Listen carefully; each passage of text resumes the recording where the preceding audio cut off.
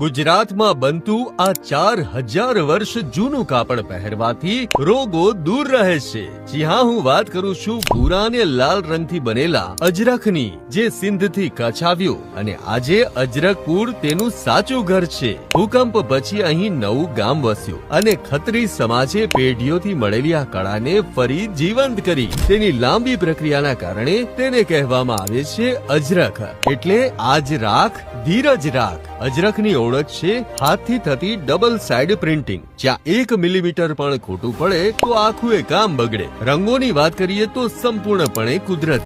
ગુજરાતમાં બનતું આ 4000 વર્ષ જૂનું કાપડ પહેરવાથી રોગો દૂર રહે છે। જી હા, હું વાત કરું છું ભૂરા અને લાલ રંગથી બનેલા અજરખની, જે સિંધથી કચ્છ આવ્યું અને આજે અજરખપુર તેનું સાચું ઘર છે। ભૂકંપ પછી અહીં નવું ગામ વસ્યું અને ખત્રી સમાજે પેઢીઓથી મળેલી આ કળાને ફરી જીવંત કરી। તેની લાંબી પ્રક્રિયાના કારણે તેને કહેવામાં આવે છે અજરખ, એટલે આજ રાખ ધીરજ રાખ। અજરખની ઓળખ છે હાથથી થતી ડબલ સાઇડ પ્રિન્ટિંગ। જ્યાં 1 મિલીમીટર પણ ખોટું પડે તો આખું એ કામ બગડે। રંગોની વાત કરીએ તો સંપૂર્ણપણે કુદરતી।